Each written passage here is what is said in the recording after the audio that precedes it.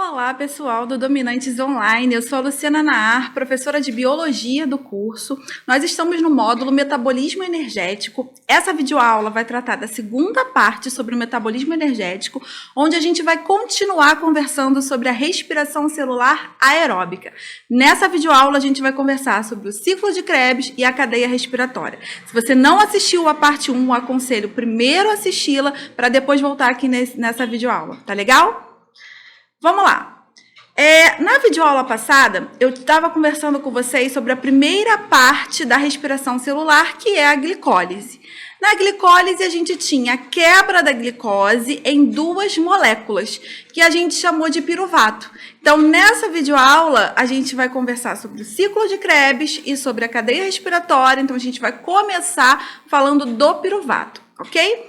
O piruvato, que é aquela moléculazinha de 3 carbonos que a gente viu lá na glicólise, ele não consegue atravessar a dupla membrana mitocondrial, tá legal? Ele ainda é uma molécula grande, ele é uma molécula com característica polar, e a gente sabe que só o que atravessa a membrana facilmente são moléculas apolares. Então, por essas características, ele tem uma certa dificuldade para atravessar a membrana mitocondrial. E, para a gente continuar retirando a energia que existe na molécula de glicose, a gente vai precisar que ela entre na mitocôndria, porque lá na mitocôndria, onde a gente tem as enzimas e toda a maquinaria para continuar a cadeia respiratória.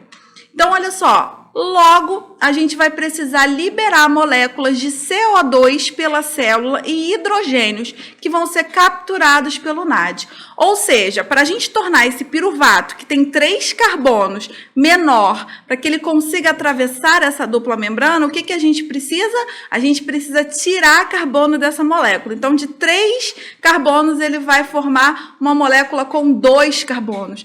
E toda vez que a gente tirar carbono, galera, da molécula de glicose, ele vai embora na forma de carboxila. Na verdade, a gente tirar a carboxila e ele vai embora na forma de CO2, ok? Por isso que aqui a gente coloca que vão ser liberadas para essa etapa moléculas de CO2 e os hidrogênios que a gente já tinha liberado também lá na fase de glicólise, né? Então, olha aqui a figurinha, ó. A gente tem o piruvato. O piruvato tem 3 carbonos, a gente combinou na videoaula passada que cada esferazinha vermelha dessa representa um carbono da molécula, né? Então, a gente vai ter que tornar esse piruvato menor para ele conseguir atravessar a dupla membrana da mitocôndria. Então, eu tiro um carbono dessa molécula. Toda vez, estou combinando com vocês agora, que toda vez que carbono for embora da molécula, ele vai embora na forma de CO2. Então, liberou o CO2, os hidrogênios vão continuar sendo carregados pelo NAD, lembra que a gente conversou isso na aula passada também, e aí eu vou formar uma molécula com 2 carbonos, ok? A essa molécula a gente chama de acetil. O acetil que vai ser formado combina-se com a coenzima A e uma nova molécula chamada acetil-CoA vai estar pronta para começar o ciclo de Krebs. Alguns livros chamam essa etapa, que eu acabei de explicar para vocês, de etapa intermediária. Outros já colocam ela direto dentro do ciclo de Krebs. Como ela não faz parte do ciclo em si, a gente costuma mostrar ela separado para vocês, tá legal? Então, essa é a formação do acetil-CoA. Ué, professora, mas por que entrou essa coenzima A aí? Como eu disse para vocês, né, a glicose ela é uma molécula com característica polar, é um pouco mais complicado de atravessar livremente a membrana. Então, para dar um caráter apolar, né, a essa molécula, para ela conseguir atravessar livremente a mitocôndria, a gente coloca essa coenzima A, que essa coenzima A vai dar esse caráter lipídico à molécula, esse caráter apolar, e vai facilitar a entrada do acetil nas membranas da mitocôndria. Tá legal? Então, é por isso que ele entra aí. E aí, a gente tem o temido ciclo de Krebs, né? Muito temido pelos alunos, por ser complexo, só a figura já mostra pra gente, né, a complexidade do ciclo. Mas as provas estão facilitando cada vez mais, elas não estão aprofundando no ciclo, certo? Então, eu vou mostrar para vocês, eu vou focar para vocês as principais etapas e o que a gente realmente precisa saber para as provas. O que vai acontecer? né? A glicose, tanto a glicose quanto o ácido graxo, quanto os aminoácidos, todos eles participam do ciclo de Krebs. O mais importante, o que gera mais energia e mais rápido para as nossas células é a glicose. Por isso que a gente fala muito da molécula de glicose e é o que eu vou enfatizar nessa aula de respiração aeróbica para vocês. Então, a gente formou o piruvato, ok? Piruvato, quebrou, formou o acetil-CoA e agora sim o acetil-CoA está pronto para entrar num ciclo. Esse ciclo, galera, ele é contínuo, tá? E acontece dentro da mitocôndria, mais especificamente aqui, ó, na matriz mitocondrial, que na aula passada eu havia mostrado para vocês que fica aqui, né, nessa região azulzinha da mitocôndria. É ali que eu tenho todas as enzimas capazes de retirar a energia que falta daquela primeira molécula de glicose que a gente está quebrando. Tá legal? Então, como eu disse a vocês, o que é importante a gente saber? Quais são as fases que mais caem em prova dentro do ciclo de Krebs? Então, olha só. A primeira fase, né, é a combinação do acetil-CoA que está entrando com uma molécula já de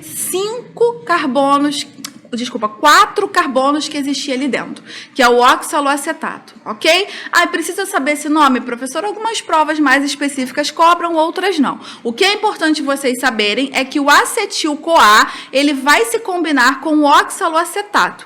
É uma molécula de 4 carbonos, pobre em energia, que já vive lá dentro da matriz mitocondrial e é o iniciador do ciclo. Juntou o acetil-CoA com o oxaloacetato, a gente vai formar o citrato. O que é o citrato? O citrato é uma molécula de 6 carbonos, porque eu vou juntar os 4 do oxaloacetato mais os 2 do acetil-CoA que estão entrando, vou formar uma molécula de 6 carbonos. Citrato também chamado de ácido cítrico, por isso que em alguns livros ou em algumas provas vocês podem ouvir falar, ao invés de ciclo de Krebs, ciclo do ácido cítrico, ok? Então é o primeiro lá, o iniciador do ciclo. A gente tem então uma molécula de 6 carbonos. Lembrando, só 2 carbonos estão na molécula original da glicose. Os outros 4 já estavam ali e eles são pobres em energia. Então a energia que eu quero tirar mesmo é desses 2 carboninhos que estão entrando na molécula que, na verdade, seria o acetil, ok?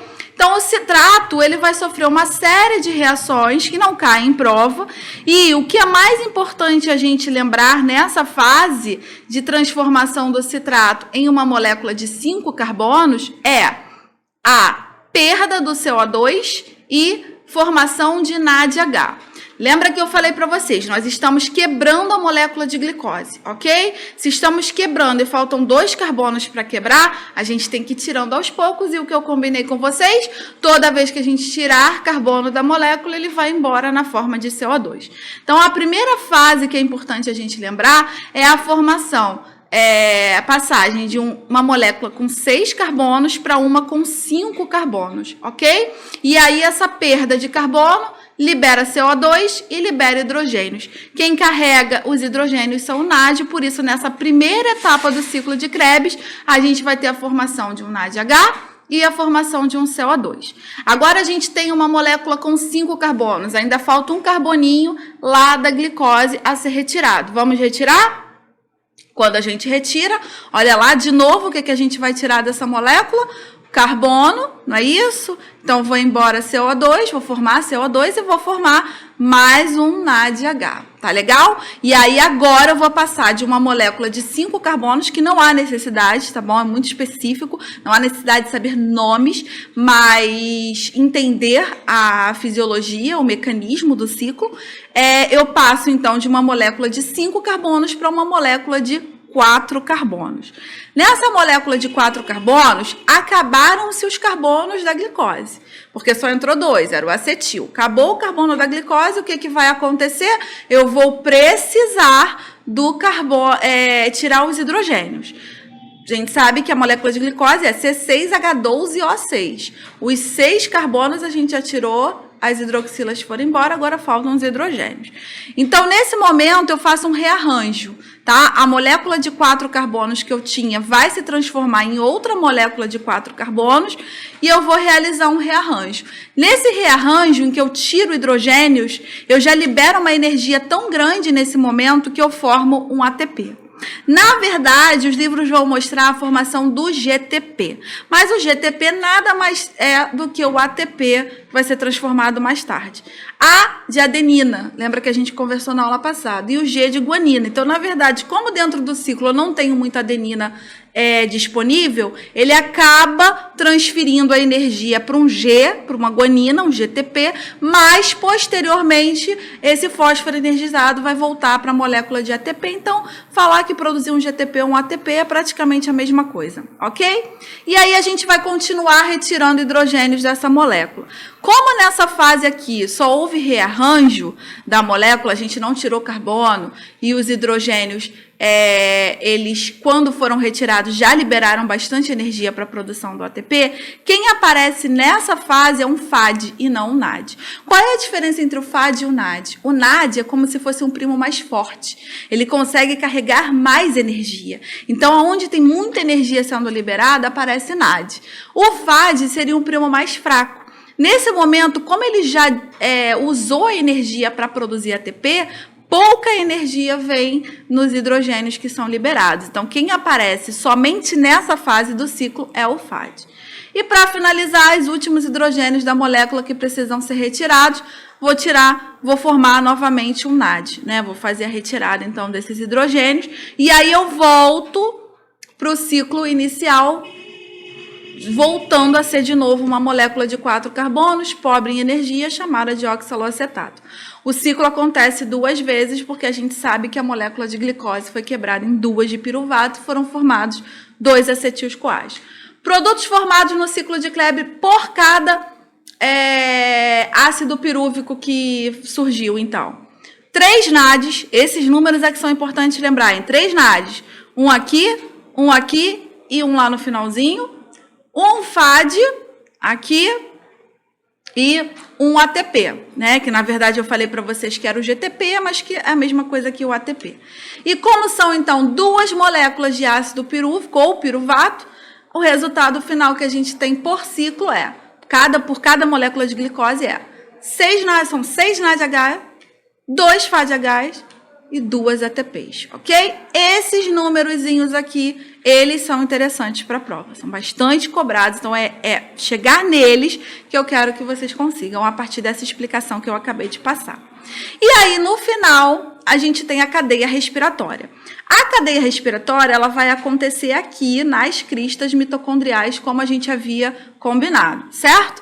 Nessas cristas, dando um zoom aqui, o que a gente tem é uma cadeia, um complexo de proteínas que vão retirar o hidrogênio da molécula de NAD a partir de reações de fosforilações oxidativas. Então, a gente vai começar uma brincadeira de oxida, reduz, oxida, reduz, oxida, reduz na molécula, até a gente conseguir obter toda a energia que a gente precisa daqueles hidrogênios. Então, olha só, NADH vai chegar aqui, FADH vai chegar aqui. Todos os NADs que a gente produziu lá na fase de glicólise, lá no ciclo de Krebs, vão aparecer agora, ok? E o FADzinho que a gente produziu também. Então, vamos lá. Esses hidrogênios, eles vão passar, tá? A primeira proteína da cadeia. E vai seguir para a segunda, para a terceira, para a quarta e assim por diante. Então, olha só o que vai acontecer. Esses hidrogênios vão reduzir esse primeiro complexo, certo? Então, vão se ligar a essa proteína e vão começar essa brincadeira de oxida, reduz, oxida, reduz, oxida, reduz.